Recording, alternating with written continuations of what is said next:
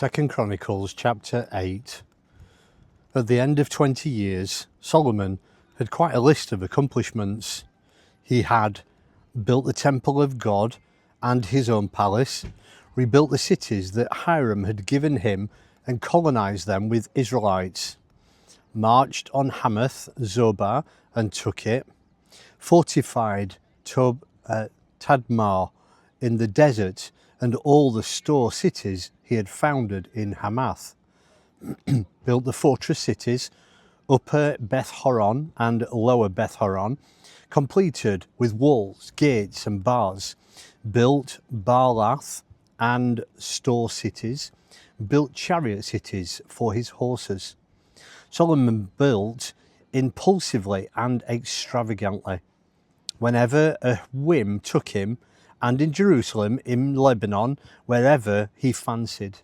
The remnants from the original inhabitants of the land, Hittites, Amorites, Perizzites, Hivites, Jebusites, all non-Israelites, survivors of the Holy War, were rounded up by Solomon for his gangs and slave labour.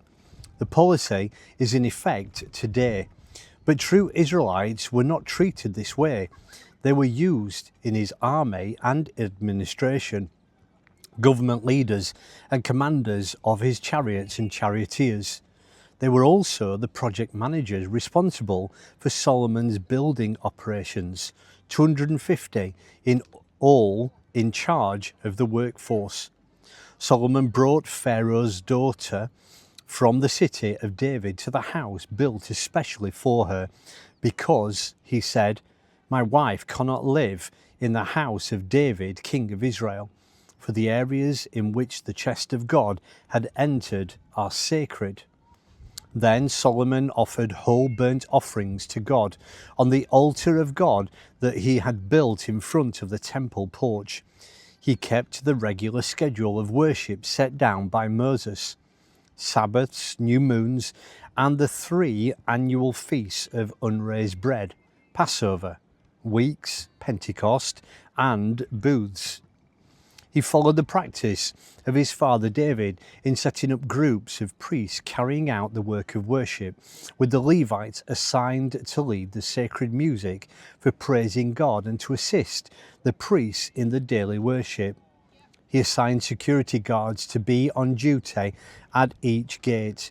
That's what David, the man of God, had ordered. The king's directions to the priests and Levites and financial stewards were kept right down to the fine print. No innovations, including the treasuries. All that Solomon set out to do, from the groundbreaking of the temple of God to its finish, was now complete. Then Solomon went to Ezion Geber and Elath on the coast of Edom. Hiram sent him ships, and with them veteran sailors. Joined by Solomon's men, they sailed to Ophir in East Africa, loaded on 15 tons of gold, and brought it back to King Solomon.